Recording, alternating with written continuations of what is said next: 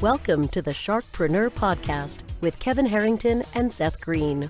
Kevin Harrington is the inventor of the infomercial, one of the original sharks from the hit TV show Shark Tank, and has generated over $5 billion in TV and digital direct response sales. Seth Green is the world's first trusted authority on cutting-edge direct response marketing, a best-selling author, and the only 3-time Marketer of the Year nominee. On the podcast, Kevin and Seth interview sharkpreneurs who share straight talk on what it takes to explode your business.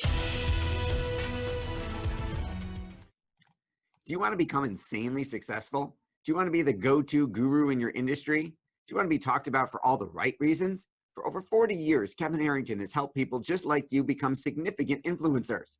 Now he's broken the process down in the Key Person of Influence roadmap, and it's yours for free. Just text KPI to him at 727-888-2100. Text KPI to 727-888-2100 right now and claim your free step-by-step guide. Text KPI to 727-888-2100 to get the recognition you deserve and experience the success as the go-to voice everyone listens to in your industry today. Welcome to the SharkPreneur podcast. This is Seth Green, and I've got a record-setting interview today.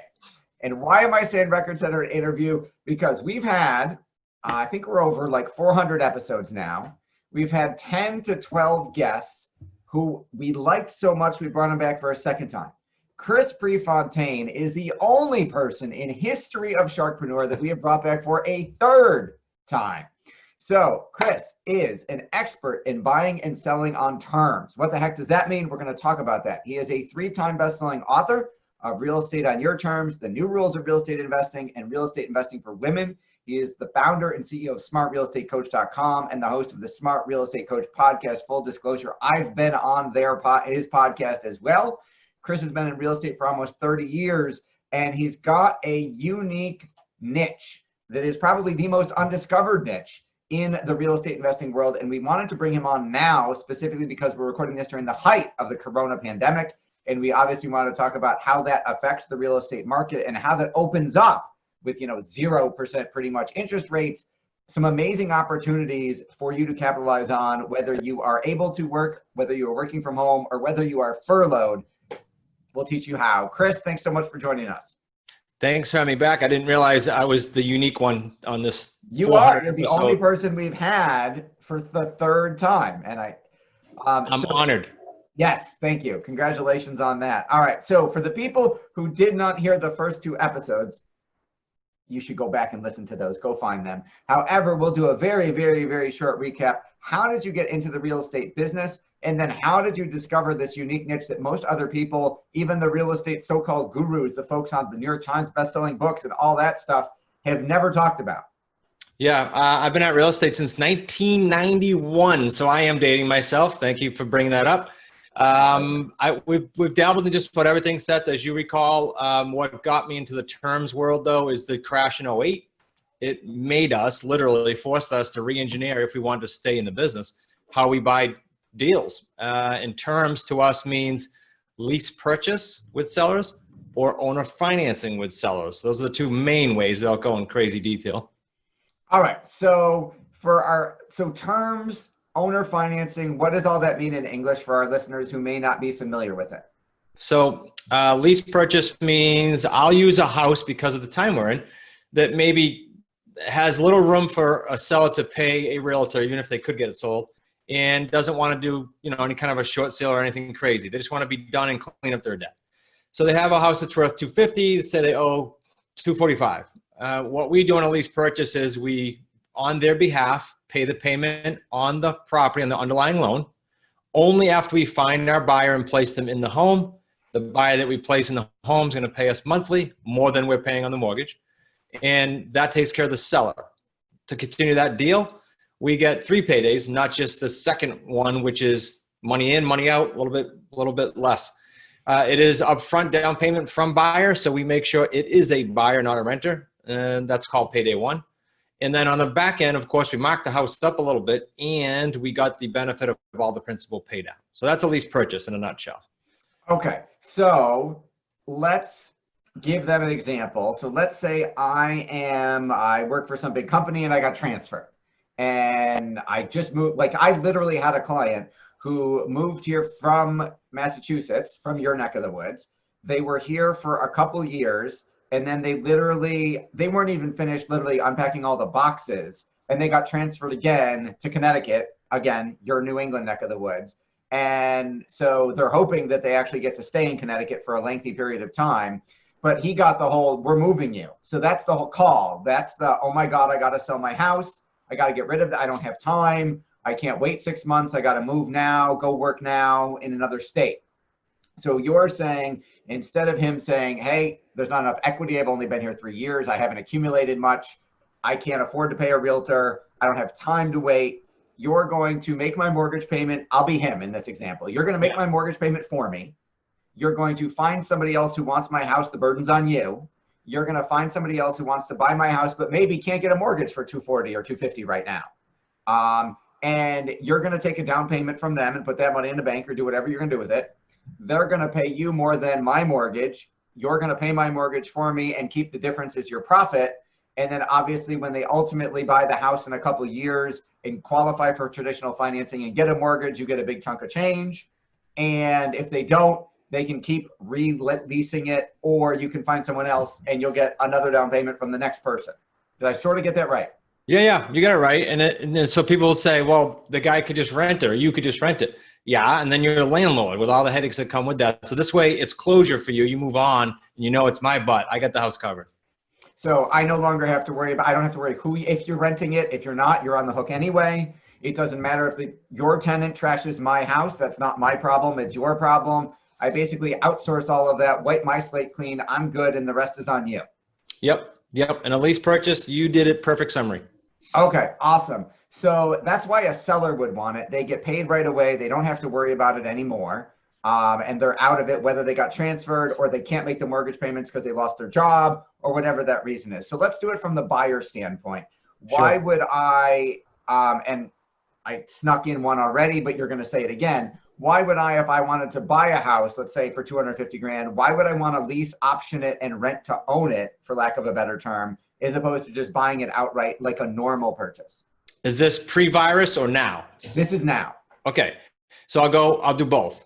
So pre-virus, it was things like the reload that you did, but on the other end of it, meaning a buyer got reload or changed jobs and now needs to show the bank what the bank calls seasoning time, usually a couple of years. Or they went through a bankruptcy, now they're fine, but they need 2 years of seasoning. Or they had a short sale or a foreclosure, now they need time. So when you say seasoning, I'm translating you into English for our folks who aren't as further along, haven't been doing this for 30 years. Yeah. So the people, seasoning means, okay, so I had a bankruptcy and it's over, but it's going to be on my credit for 7 years. So the bank may not say, hey, we're going to give you a mortgage right away. They may say, hey, show us a history of you making your payments every month for the next 2 years, and then we'll give you a mortgage. So this is a way to do that. Yeah, and some things whatever drop, credit literally. issues I might have. Yeah, and some things literally drop off the credit after time. So that's why I use that time. Other things maybe, and this is very prevalent, and then we'll talk about the virus, they need time to enhance their credit. You know, the credit might be 590 and they need to get it to a 620. Prior to the virus, it was 620, 640, and some other loan programs are available lower. Now, Chase and many others have pushed that bar to 700. They just wiped out a whole bunch of great buyers in the 600s who now need a different vehicle to get them there, and the rent-to-own does it for sure. Okay, so you should, if you're not already, be marketing that, obviously, and so should all of your students. So that's why a seller would want to do it. That's why a buyer would want to do it. And you mentioned why you wanted to do it, because there's the 3 paydays, as opposed to, how does that differ from, let's say, the two most common models out there that people have been hearing about for decades in the real estate business was either I was going to buy it and rent it out and be the landlord. Why is this better than that? And why is this better than everybody's seen all the TV shows on HGTV and Bravo and E about flipping houses? Why is this better than being the landlord and the owner? And why is this better for you as the buyer than flipping the house? Yeah, landlord owner, when I put a buyer in the house, they're a buyer. My conversation with you as a buyer is, Seth, I'm not a landlord. You are acting, behaving like, and paying for this like you own it. You just don't have a mortgage yet. And they replace the roof, they clean the toilet, they do everything they got to do. And I'm not getting a call like a landlord would. Okay, so no fixing toilets or changing light bulbs or doing any repairs. No, and keep in mind, these are buyers, meaning these are not renters that maybe someday sort of think they have a hope to have a house. These are truly buyers, especially during the virus, who just can't do it now. So they're locking in the house now. They don't have to worry that you're going to sell it to someone else, assuming they follow through. And they're locking in the price they're going to pay now. So if real estate shoots up, if they're in a hot market or the market gets hot, you're not going to raise the price on them. They've locked in that if they follow through with the contract, they're going to own the house and they know what price they're paying. Correct, 100%. Now, why not flip instead? Well, a couple things. Because of what you said, TV shows, etc., it's very competitive. There's little margin left on those deals, frankly, unless you find a needle in the haystack. But more importantly, it's one check. It's like when I was a realtor in the 90s, I did 100 homes, and every January I'd bum out going, oh, I got to go do this again to make the same income. So it's one paycheck. 3 is better than 1. Yes, absolutely. More is always better. All right. So we talked about what it is. We talked about why it's different and why it's better. So tell us a little bit about how things have changed in the last month or so with the virus. It's literally, Seth, like we flipped a switch. If you look at all our sellers that we had calls out to and all of our student sellers, they're all calling back going, I remembered you, or I got an email from you, or I got a text from you. Please help me. Why? Because all their buyers disappeared. The buyer pool shrunk to I don't know what the percentage is now. I used to say 20% can get financing. It's probably 5 to 7% of the population of buyers can get financing. So they're stuck. Now, even worse, if you have a house that's in an area where it requires a jumbo loan, they don't exist. I've heard. For our listeners who don't know what that means, what's a jumbo loan? Jumbo loan is every area is a little different, but they're the higher end loans. So in my area, jumbo starts at 434. So if I'm buying a house for more than $434,000 in your area, that's considered a jumbo loan. In Buffalo, it's probably cheaper. Yeah, so it varies. Even in Cal, let's say 600,000 means the loan you're taking out, not the house price. The loan you're taking out, if it's at that amount or higher, it's a jumbo. And guess what? Chase stopped doing jumbos. So a lot of the banks stopped doing jumbos. That means if you get $1 million house, unless someone has cash, you're not selling it right now unless you do a deal with us. It's an amazing amount of people right now. So I would imagine you are much busier and insanely more profitable right now, given those changes. Insanely more and more is yes. Yes. We're right now the whatever it is, the 20th of the month, and we've got 18 deals that were done in April so far with the associates, our community. Well, that's almost one a day. It's crazy. That is absolutely crazy. All right.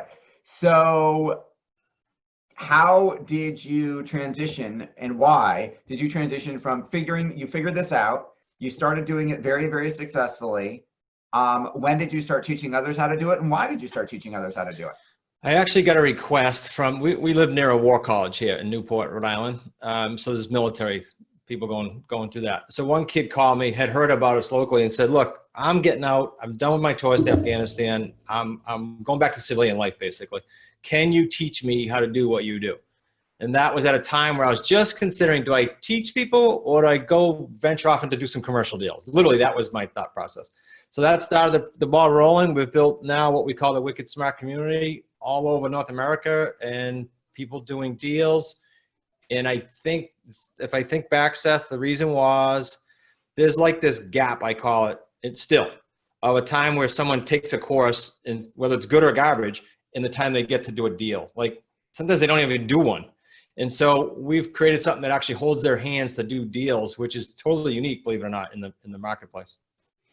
All right. So you started teaching others how to do it. That's obviously grown exponentially. You're helping lots of people. It's one thing to do it yourself, and then you systemize the process so other people could follow it. It's another thing to have someone who has no experience whatsoever pull this off, which you've done a whole lot of times. You've helped a lot of people and changed a lot of lives. Can you give us an example of one of your students and kind of how this has changed their life? I'll use a couple. There's many, but I'll use a couple in Connecticut because they came to us with zero experience. They were looking to buy either a multi-unit building or a franchise. That's kind of where they were. They're like, we need something better than jobs. And they found us. I think they found us on Facebook way back when. And one has left his job already, and the wife's about to leave her job, and they had zero experience. I mean, you're talking life-changing literally out of their mouth, not mine, and to your point.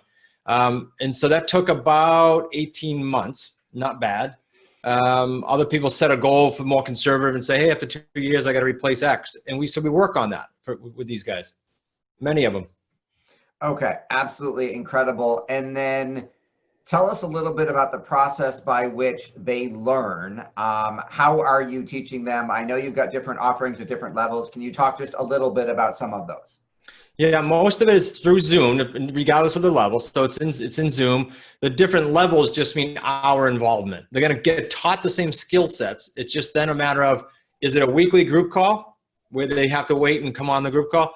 Or the other 3 levels are more, hey, Seth, as you get deals, I'm matching effort for effort. I'm jumping on the phone with you. You tell me if I got to call a seller or a buyer, whatever. I'm with you in the trenches as if we were partners, even though we call them associates. They're students. So different levels of access, whether I take an online course and do it myself, whether I get to talk to other people, or whether I get to work directly with you and your team. Yep, absolutely. And the biggest thing we get, you probably know this from knowing us, is, yeah, but will I get support? Yes, that's why we do it the way we do it. And no one else gives it this level. They just don't. Okay, so that's why what you do is different and how you deliver it is different. Let's talk we've talked a little bit about the virus throughout. Let's talk about what are some of the biggest challenges you're seeing right now because of the virus? Challenges, people's pivot to operating virtually. So, but I said to the students, and it's happening because it's like worldwide, not in one little town.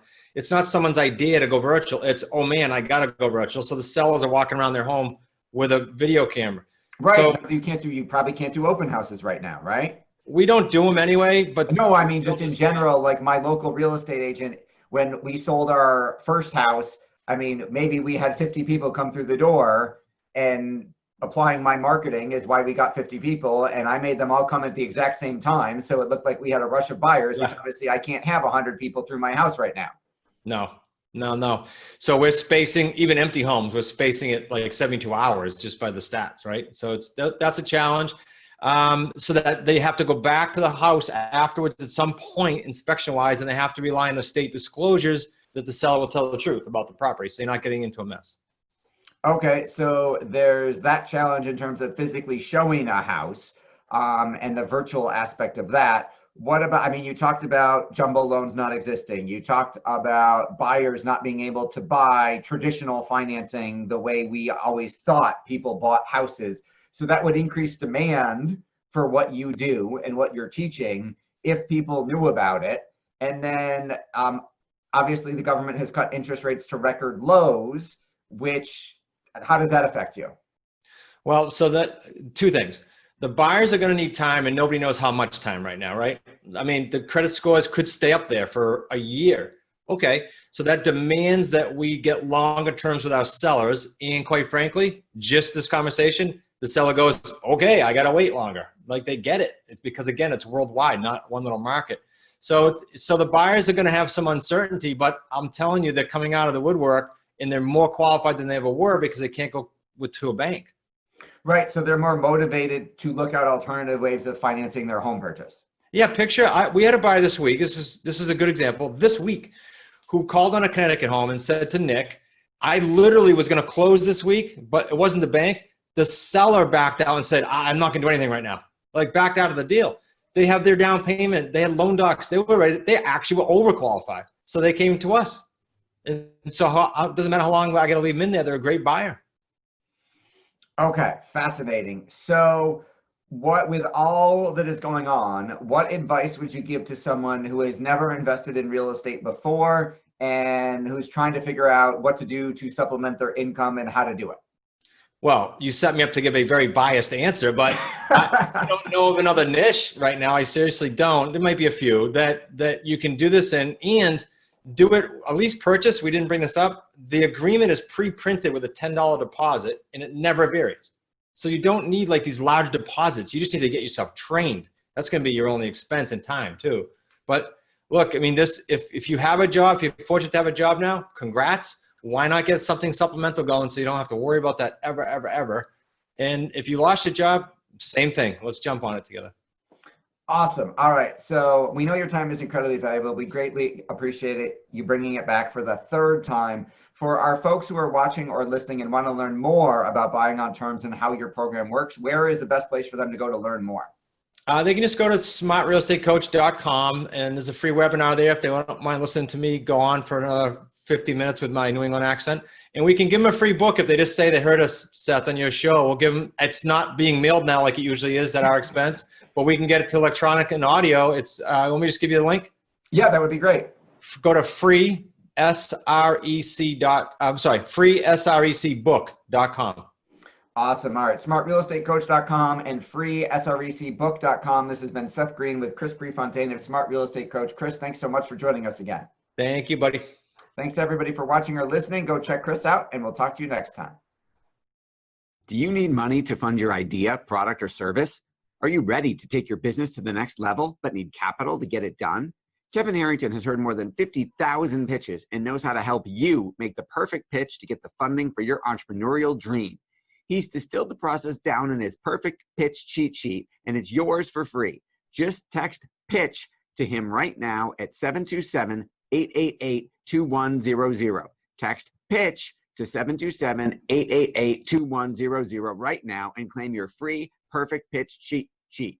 Text PITCH to 727-888-2100 to start funding your dream today. This show has been produced by Market Domination, LLC. To discover how you can have your own show completely done for you and turn it into a real published book and become the authority in your marketplace, go to www.marketdominationllc.com/podcast offer.